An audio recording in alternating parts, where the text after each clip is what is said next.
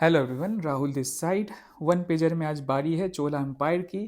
चोला empire आपको पता होगा, पहले एक संगम पीरियड में भी अर्ली चोलाज थे एंड देन बाद में इम्पेरियल चोलाज जिसे कि विजयला ने स्टार्ट किया। चोला एम्पायर यूपीएससी का एक फेवरेट टॉपिक रहा है। विजयनगर के बाद हम इस एम्पायर को कवर कर रहे हैं वन पेजर के अंदर, जिसमें हमने सारी चीज़ें मतलब कि कवर करी हैं। और स्पेशली जो विलेज एडमिनिस्ट्रेशन से रिलेटेड जो क्वेश्चन होते हैं या जो इम्पोर्टेंट किंग्स हैं उनके जो कॉन्क्वेस्ट हैं, जिस पे यूपीएससी ने 2025 में भी क्वेश्चन पूछा, आप देख सकते हो। राजेंद्र वन चोला, ठीक है, श्री विजया, मतलब कि जो इनसे रिलेटेड चीज़ें हैं। एंड देन जो इम्पोर्टेंट टेम्पल्स, खास करके जो यूनेस्को वर्ल्ड हेरिटेज साइट जो टेम्पल्स कंसीडर की जाती है, वो सब हमने under the this one pager cover किया है। सो वन पेज में आपका सब कुछ रिवाइज हो जाएगा related to Chola.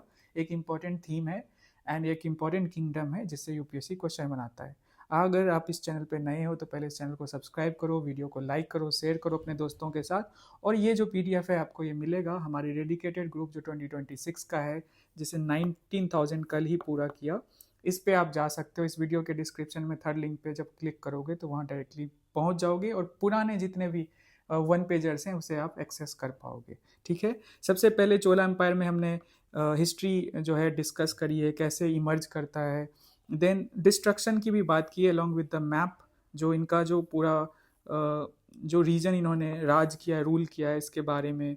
Then we have important जो रूलर्स हैं, विजयला से स्टार्ट करो जो फाउंडर हैं, देन राजा राज वन, और उनसे रिलेटेड जितनी भी इम्पोर्टेंट इवेंट्स हैं, आर्किटेक्चर, कॉन्क्वेस्ट, सब कुछ इसके अंदर कवर्ड है। देन राजेंद्र वन, ये तो बहुत इंपॉर्टेंट है, इससे क्वेश्चन तो डायरेक्टली आता है, तो इनको भी हमने कवर किया है।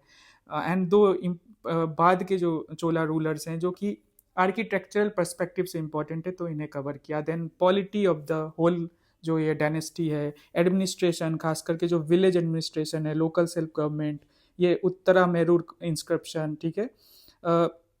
ये विलेज एडमिनिस्ट्रेशन से रिलेटेड जो टर्म्स है जिस पे यूपीएससी पीवाईक्यू भी पूछ चुका है, उर, ठीक है। तो ये सारी चीज़ें, फिर मिलिट्री कैसे थी, इंस्क्रिप्शंस, सारे जो की टर्म्स हैं जिस पे यूपीएससी प्रीलिम्स में क्वेश्चन आ चुके हैं। देन क्वाइंस वगैरह, okay, types of land grants कैसे दिए जाते थे, revenue, economy and trade, then society कैसी थी, ये सारी चीज़ें कवर्ड है with the art and architecture. So pictorial representation अच्छे से रिप्रेजेंट हमने किया ताकि आपके लिए इंटरेस्टिंग बना रहे और आप अच्छे से इसे पढ़ो, रिवाइज करो, और विद इन 4-5 मिनट्स पूरा चोला किंगडम आपका कवर हो जाएगा अगर आप इसे फॉलो करते हो।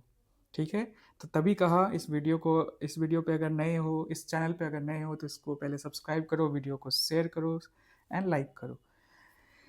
आते हैं हम करेंटली पे। टोटल 5 आर्टिकल्स हम डिस्कस करेंगे प्रीलिम्स पर्सपेक्टिव से, खास करके ये इंपॉर्टेंट होते हैं, ऑल्दो मेंस के लिए भी है, पर प्रीलिम्स को ध्यान में रखकर। पहला आर्टिकल है एग्री पीवी, ठीक है, ये न्यूज़ में है, खास करके पीएम कुसुम 2.0 जो है वो स्टार्ट होने वाला है। तो कल्चरल लैंड को यूज़ करते हुए हम फोटोवोल्टिक्स जो लगाएंगे एंड सोलर एनर्जी जो है उसे, मतलब अपनी सोलर कैपेसिटी को बढ़ाने वाले हैं। इस पे ये आर्टिकल है, हम इसे देखेंगे और क्या मतलब इसके फ़ायदे हैं, खास करके हमारे फार्मर्स के इनकम को बढ़ाने में। एंड हमारा जो एम्बिशियस गोल है कि बाय 2017 जो नेट जीरो हमारी कैपेसिटी, मतलब वो हम मतलब कि उसे हम अचीव कर लें, नेट जीरो जो हमारी कैपेसिटी है, उस पर्सपेक्टिव से भी ये इंपॉर्टेंट है। तो हम इस पूरे आर्टिकल को डिस्कस करेंगे। मुझे अच्छा लगा, एक तो साइंस वाला पार्ट भी है और दूसरा आप GS3 से, मतलब कि एग्रीकल्चर से भी इसे कनेक्ट करके या एनवायरनमेंट से भी कनेक्ट करके देख सकते हो। पहला क्वेश्चन है solar related question, UPSC prelims में पूछा है। हम 2 क्वेश्चंस कवर करेंगे। पहला है with reference to the solar power production in India consider the following statements. 2018 का ये क्वेश्चन है। India is the third largest in the world in the manufacture of silicon wafers. Silicon wafers बनाने में भारत तीसरा rank है, 2018 में ये पूछा गया था, और जो जिससे कि फोटोवोल्टिक यूनिट्स में वो यूज होता है silicon wafers. Then we have the second one, the solar power tariffs are determined by the solar energy corporation of India. इन दोनों में से कितने करेक्ट हैं आपको बताना है, ठीक है। तो टैरिफ्स जो है वो सोलर एनर्जी कॉर्पोरेशन तय करता है भारत में। Is it true? आपको डिसाइड करना है। सेकेंड क्वेश्चन जो है वो है 2022 का, Gujarat has the largest solar park in India. Gujarat में सबसे बड़ा सोलर पार्क है। Is it true? केरला में जो है has a fully solar powered international airport. Kerala के पास फुल्ली जो सोलर पावर्ड है, मतलब कंप्लीटली एक ऐसा एयरपोर्ट है जहाँ पे आप सोलर एनर्जी का ही यूज़ कर रहे हो, वो केरला के पास है। Second statement. And third is Goa has the largest floating solar photovoltaic project. Floating जो है रिवर के ऊपर आप जो सोलर पैनल्स बिछा देते हो और ट्रैप करते हो सोलर एनर्जी को एंड उसका फिर फर्दर यूज़ करते हो, तो वो गोवा के पास है लार्जेस्ट। तो इस तरह से इस पे करंट अफेयर्स का ये क्वेश्चन है, पूछा गया था। आपको बताना इसमें से कितने करेक्ट है। मैक्सिमम 2 करेक्ट हो सकते हैं और मिनिमम 1 हो सकता है। आते हैं बजट 2026-2027 में जो पीएम कुसुम स्कीम है ना, उसका अमाउंट जितना पहले था उसमें 5,000 करोड़ जो है बढ़ाया गया। तो इसको जब बढ़ाया गया तो चर्चा शुरू हो गई एग्री फोटोवोल्टिक्स की। क्यों? क्योंकि जब पीएम कुसुम का जो पर्सपेक्टिव है, ऑब्जेक्टिव क्या है कि जो एग्रीकल्चरल लैंड है उसको यूज़ करना हमें, और सोलर एनर्जी जो है वो मतलब वहाँ से प्रोड्यूस करना है, मतलब इलेक्ट्रिसिटी हम वहाँ से प्रोड्यूस कर सकते हैं।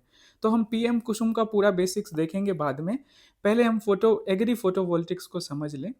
तो लेट अस सी। सिंपल है कि आप लैंड का यूज़ कर रहे हो, एग्री मतलब एग्रीकल्चरल प्रोडक्शन तो हो ही रहा है, साथ साथ फोटोवोल्टिक्स मतलब कि आप सोलर एनर्जी भी ट्रैप करने वाले हो साथ में, मतलब कि मेन स्टेक होल्डर कौन होगा? फार्मर होगा। तो simultaneous use of same land for agriculture and solar energy generation, दोनों चीज़ें हो रही है। ठीक है, हमने बहुत सारे ऐसे टर्म्स पढ़े ना, mix farming and something like that. तो उसी तर्ज पे आप इसे देख सकते हो। मैकेनिज्म सिंपल है, सोलर पैनल्स इंस्टॉल्ड होंगे क्रॉप्स के आसपास, बीच में। ठीक है, आप समझ सकते हो उसको इस तरह से प्लेस करना है कि क्रॉप प्रोडक्शन भी हो जाए एंड साथ साथ सोलर हम भी एनर्जी ट्रैप कर रहे हैं। तो इम्पॉर्टेंट क्यों है? तो एक तरह से लैंड स्कैरसिटी को भी ये कम करेगा। हमें प्रोजेक्ट्स लगाने के लिए, सोलर पार्क बनवाने के लिए वी नीड बहुत ज़्यादा लैंड चाहिए, तो वो आप एग्रीकल्चरल लैंड को ही यूज़ कर रहे हो। मतलब कि एफिशिएंट यूज़ ऑफ रिसोर्स का एक बहुत अच्छा एग्जांपल ये बन सकता है। Enables dual use of land, मतलब कि लैंड को आप एक तरफ एग्रीकल्चरल यूज़ कर रहे हो, साथ साथ आप सोलर प्रोडक्शन के लिए भी यूज़ कर रहे हो। Then we have farmers income का डाइवर्सिफिकेशन होगा, वो अपना ज़मीन अगर देगा तो उसी पे आप जो फसल वो उपजा कर रहा है वो तो है ही, साथ में सोलर एनर्जी भी। एंड क्लीन एनर्जी टारगेट्स से भी अलाइंड है। देखो इंडिया ना एम्बिशियस है कि 2030 तक सोलर जो हमारा कैपेसिटी होगा वो दैट विल बी 300 गीगावाट। ये लिख लो कहीं पे। 2030 तक भारत टारगेट कर रहा है कि बस सोलर में बात कर रहा हूँ, जो एनर्जी हमारी कैपेसिटी होगी दैट विल बी 300 गीगावाट। ये हमारा टारगेट है। फाइन। तो इसको भी ध्यान में रख के ये किया जा रहा है। और आपको तो पता ही होगा कि 2070 तक हम नेट जीरो जो टारगेट है कार्बन एमिशन का वो पूरा करना चाहते हैं। की बेनिफिट सिंपल है, वही इलेक्ट्रिसिटी एडिशनल इनकम बन जाएगा किसानों के लिए। Reduce water loss due to setting, जो वाटर लॉस होती है ना क्रॉप्स में, आप पानी जो डालते हो तो वो भी एक तरह से कमेगा। ठीक है, protection of crops from extreme weather से भी ये बचाएगा शेडिंग की वजह से। एंड एफिशिएंट लैंड यूटिलाइजेशन तो है ही। मेजर चैलेंज सिंपल है, हाई कैपिटल कॉस्ट, मतलब आप जब इसको लगाओगे ना, सेटअप जो होगा ये खेत के अंदर, फील्ड के अंदर, ये महंगा होगा।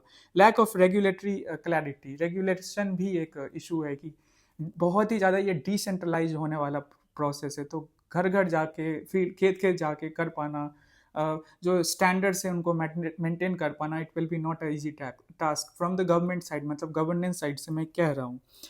Risk of lower crop yield if poorly design, अब देखो अगर सही से इसको प्लेसमेंट नहीं की गई तो क्रॉप पे, एग्रीकल्चर का जो मेन चीज़ है उसी पे इम्पैक्ट पड़ जाएगा, दैट इज क्रॉप प्रोडक्शन। तो ये भी इससे इम्पैक्टेड हो सकता है। अब ऐसे हम 50 पायलट प्रोजेक्ट्स लगा चुके हैं एग्री फोटोवोल्टिक्स का।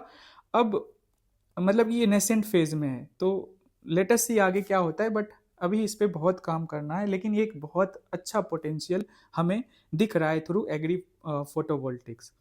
अब पीएम कुसुम की बात की जाए तो प्रधानमंत्री किसान ऊर्जा सुरक्षा एवं उत्थान महाअभियान, इसका फुल फॉर्म है पीएम कुसुम। 2019 में लॉन्च किया गया था। मिनिस्ट्री है ministry of new renewable energy, MNRE। इसके अंदर ये किया जाता है। ऑब्जेक्टिव सिंपल है, सोलर एनर्जी फार्मर्स के लिए आप प्रोवाइड कराओ।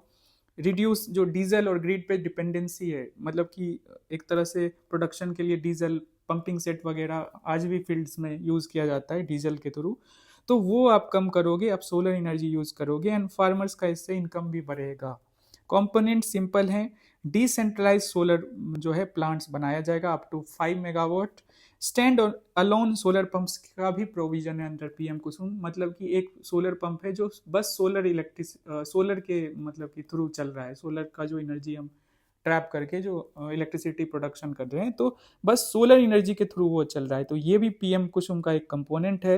And solarisation of grid connected pumps, तो जो ग्रिड कनेक्टेड पंप्स जितने हैं वो तो आपको पता है थर्मल जो हम मतलब कि कोयला जला के मेनली करते हैं, तो आप सोलर एनर्जी को उसमें एज अ मिक्स यूज़ कर रहे हो, ठीक है, तो क्लीन एनर्जी की तरफ हम शिफ्ट हो रहे हैं।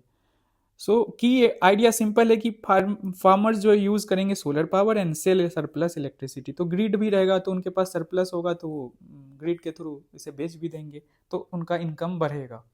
अब पीएम कुसुम 2.0 लॉन्च होने वाली है और जो कि इस बजट में भी दिखा, इसके लिए एडिशनली 5,000 करोड़ दिया जा रहा है, तो उसमें एग्री फोटोवोल्टिक्स पे जोर है कि हम वी विल मूव टुवर्ड्स जो डिसेंट्रलाइज करेंगे और एग्री फोटोवोल्टिक्स का जो आइडिया है उसे एक्चुअलाइज करेंगे। तो आपको समझ आ गया इसका क्या मतलब होता है, क्या बेनिफिट्स हैं, क्या इशूज़ हैं एंड स्टेटस क्या है इंडिया, और एक इम्पॉर्टेंट डेटा कि हम 2030 तक 300 गीगावाट टारगेट कर रहे हैं सोलर कैपेसिटी अपनी बढ़ाने की, ठीक है, और पीएम कुसुम भी एक तरह से रिवाइज हो गया। चले हम दूसरे आर्टिकल पे, नहीं पहले इसका आंसर्स बता दूं। India is the third largest in the world in the manufacture of silicon wafers used in photovoltaics units. यह गलत है, हम करते हैं प्रोड्यूस थोड़ा बहुत लेकिन बहुत हद तक हम ना डिपेंडेंट है ओवर चाइना, इंपोर्ट करते हैं हम, तो थर्ड लार्जेस्ट नहीं है, this statement is incorrect. Then the solar power tariffs are determined by the Solar Energy Corporation of India. This statement is also incorrect because CERC जो central electricity regulatory body है ना, वो इस चीज़ को tariff को जो है वो देखती है, वो डिटरमाइन करती है, तो दोनों स्टेटमेंट गलत हैं, तो इसका डी होगा answer. Then we have the second question of the day, PYQ जो हम कर रहे हैं 2022 का। Gujarat has the largest solar power park in India. I think it is Rajasthan. This statement is also incorrect. भिडला, I think this is the location. आप लोग एक बार check करके बताना। जहाँ तक स्टेट वाइज सोलर प्रोडक्शन की बात की जाए तो उसमें भी राजस्थान फर्स्ट नंबर पे आता है, तो लार्जेस्ट सोलर पार्क भी राजस्थान में है और सबसे ज़्यादा जो इलेक्ट्रिसिटी थ्रू सोलर एनर्जी हम प्रोड्यूस कर रहे हैं वो भी राजस्थान ही है। Then Kerala has a fully powered solar powered international airport. Yes, this is a correct statement. I think it is the first, मतलब कि ग्लोबल लेवल पे भी देखे, बस इंडिया की बात नहीं हो रही है, ग्लोबल लेवल पे भी हमारा पहला सबसे मतलब कि भारत का कोची एयरपोर्ट जो है वो सोलर पावर्ड है। And the third statement is Goa has the largest floating solar, देखो नदी के ऊपर जो हम डाल देते हैं सोलर पैनल्स या कोई और वाटर बॉडी के ऊपर, तो गोवा के पास नहीं, रैदर आई थिंक तेलंगाना है जो कि लार्जेस्ट, तो only second statement is correct, बाकी दो गलत हैं, तो आंसर डी होगा इसका, ठीक है, 3 ओनली। अब ये क्वेश्चन आप देख लो 2017 का है, हमेशा न्यूज में रहता है, हमेशा बच्चों को डाउट रहता है, तो मैंने कई बार डिस्कस किया, आज फिर इसे क्लियर करूंगा। ये आर्टिकल है द हिंदू का और बात हो रही है कंपलसरी वोटिंग की। एक होता है वोट करने का अधिकार, दूसरा वोट करवाना, मतलब कि आपको अधिकार दिया गया तो उसको पूरा करो। So compulsory voting feasible in the Indian context, इस पे क्वेश्चन पूछा गया है। क्या हमारे अधिकार हैं, क्या सारी चीज़ें हम डिस्कस करेंगे, और इंटरनेशनली क्या है प्रोविजंस जो इंपॉर्टेंट डेमोक्रेसीज हैं कंपलसरी वोटिंग को लेकर, और क्या फिजिबल सॉल्यूशन है, वो सारी चीज़ें देखेंगे। पहले इस क्वेश्चन को करो, right to vote and to be elected in India is a, कौन सा राइट है, फंडामेंटल है, नेचुरल राइट है, कॉन्स्टिट्यूशनल है, या लीगल राइट है? Out of this 4 options you have to select, ठीक है। चलते हैं हम इस आर्टिकल को डिस्कस करते हैं।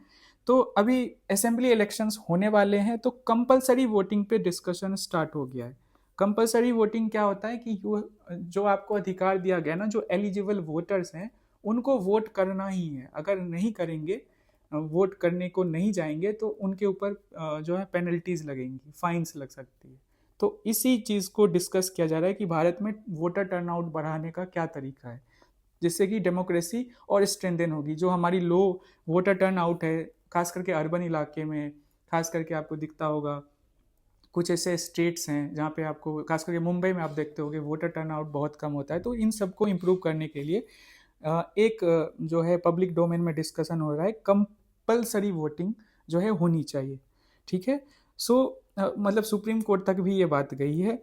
तो पहले बात तो आप जान लो कि article 326 provides universal adult suffrage, मतलब कि 18 ईयर्स या उससे ऊपर हो आप के पास अधिकार दिया गया है कि आप वोट कर सकते हो और आपका नाम इलेक्टोरल रोल में होना चाहिए। तो स्ट्रॉन्ग कॉन्स्टिट्यूशनल फाउंडेशन जो होता है राइट टू वोट का, वो आर्टिकल 326 से आता है, but it is not a fundamental right.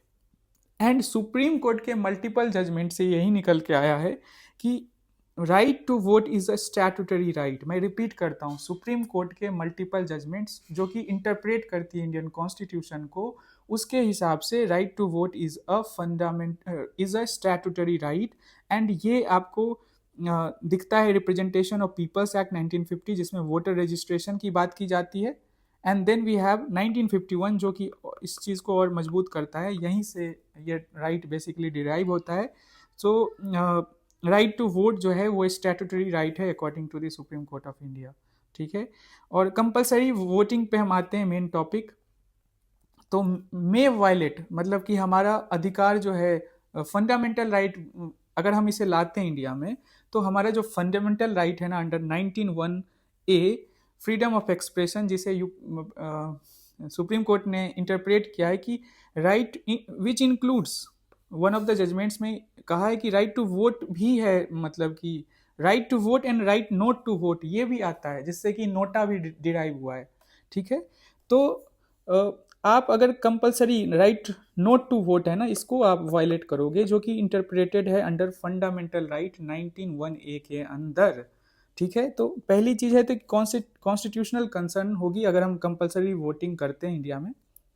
Then we have committees, जैसे दिनेश गोस्वामी कमेटी 1990 में एंड लॉ कमीशन।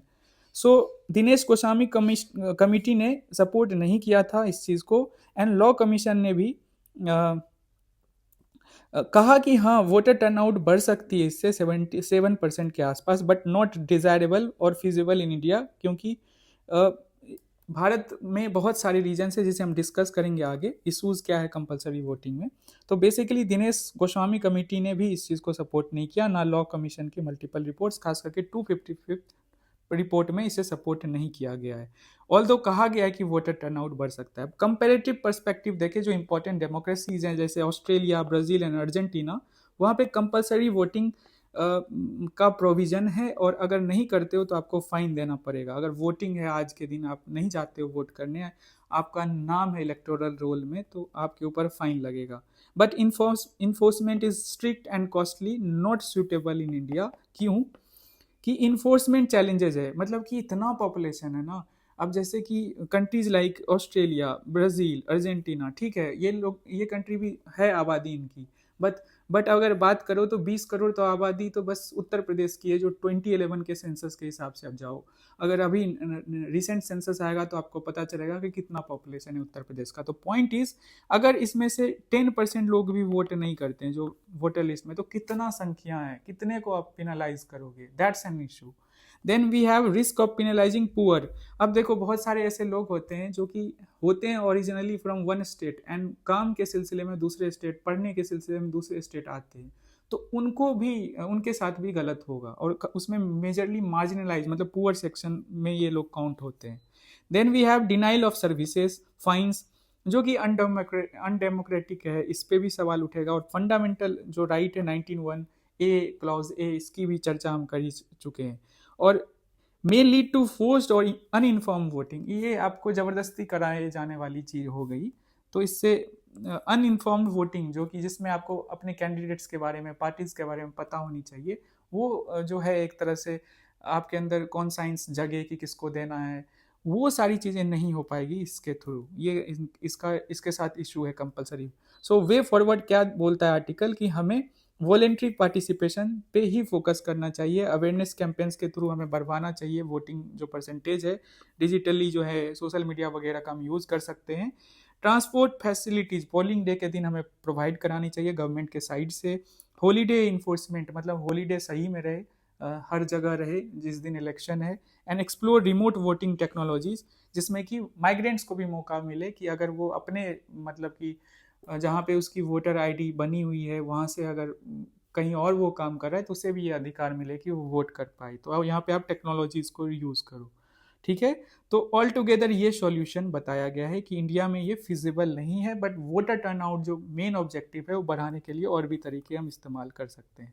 इस क्वेश्चन में बहुत ही कंफ्यूजिंग ऑप्शंस हैं। फंडामेंटल राइट, नेचुरल राइट तो नहीं ही है, आपको पता है।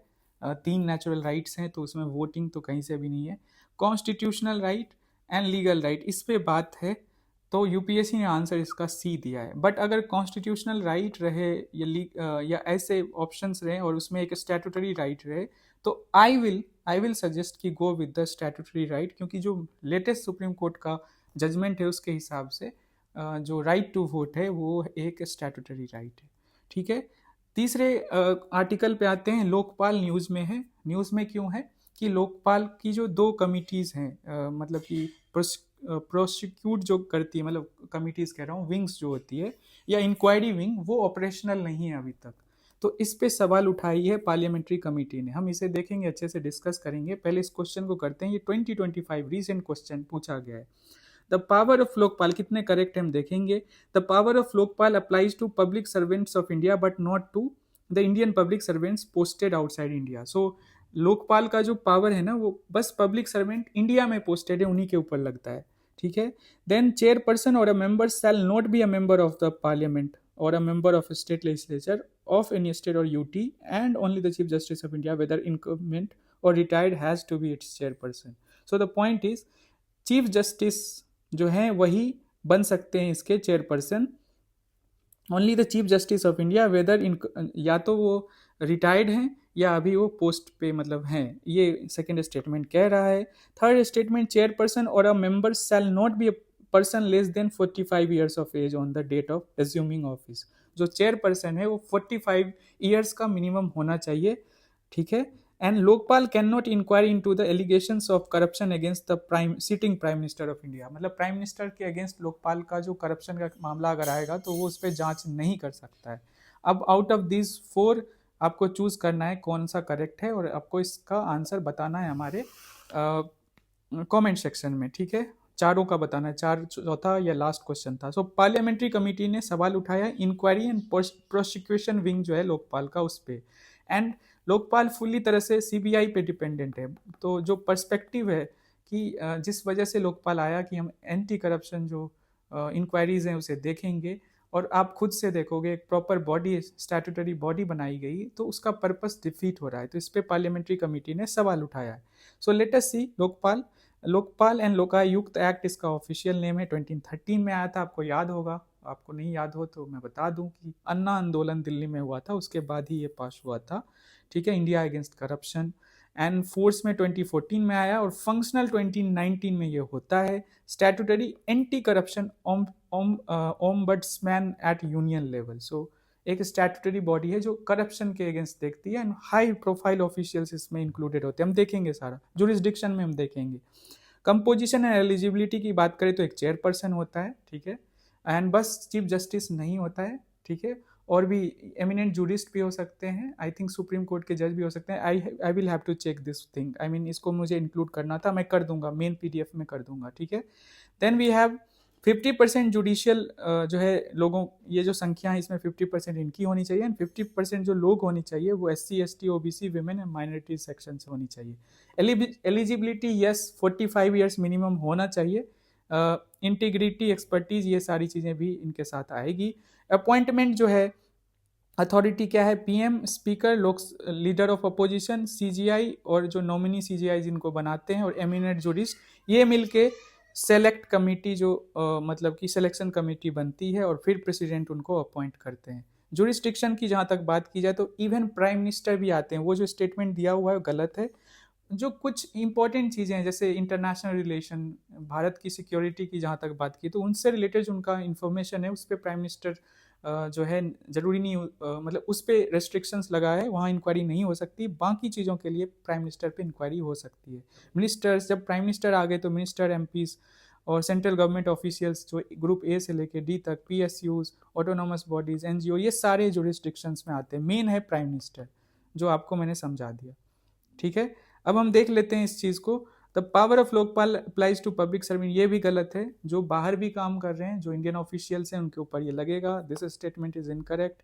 द चेयरपर्सन और a member shall not be a member of the parliament और मेंबर ऑफ द लेजिस्लेचर, ये तो है ही ऑफिस ऑफ प्रॉफिट हो जाएगा, ऑफ एनी स्टेट और union territory, and only the chief justice of India, नहीं ये गलत है। चीफ जस्टिस चाहे इनकमेंट में हो, मतलब मतलब पोस्टेड हैं अभी, मतलब अभी करंट में वो पोजीशन होल्ड कर रहे हैं, और या रिटायर हो चुके हैं, तो इसके अलावा भी बनते हैं। इस पे मैं आपको ना कमेंट सेक्शन में दे दूंगा इन्फॉर्मेशन।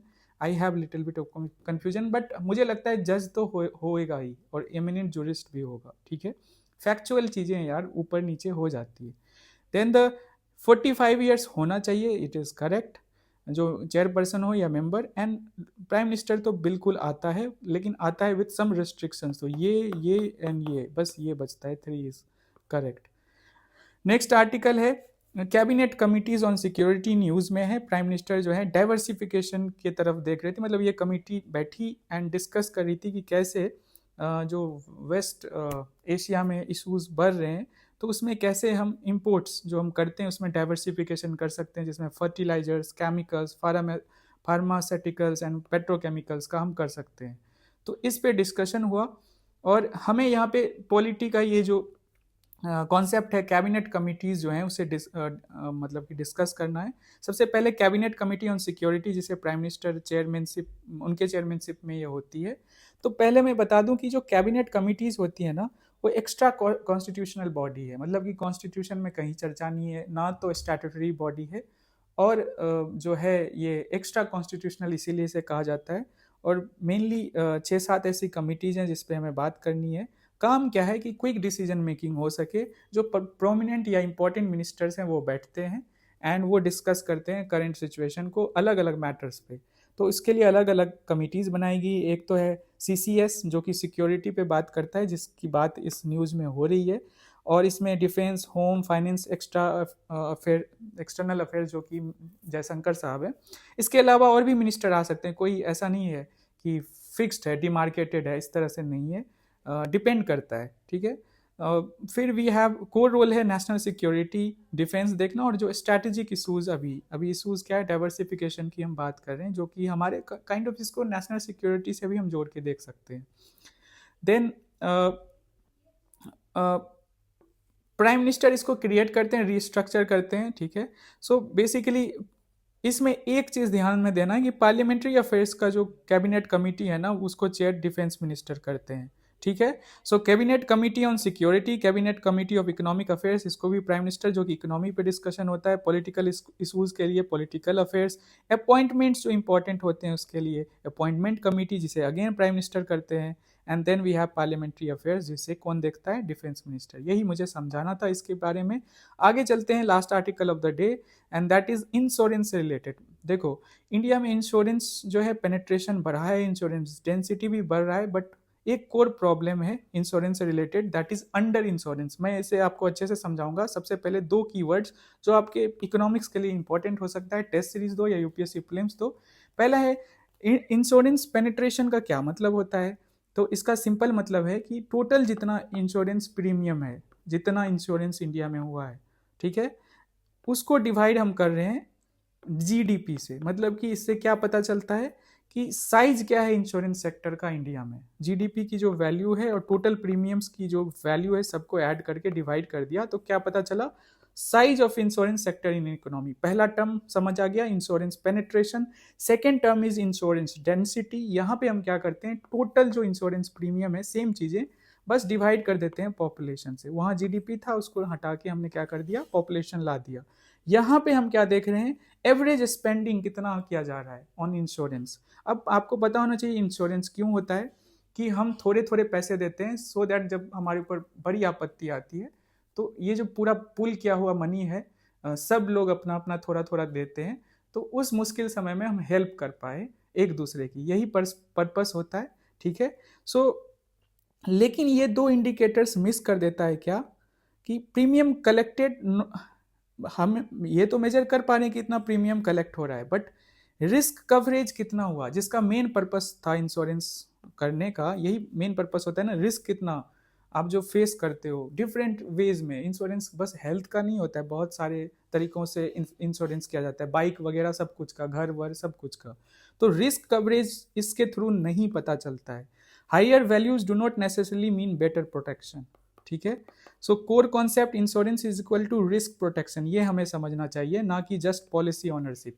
तो real measure should be adequacy by sum assured, ठीक है।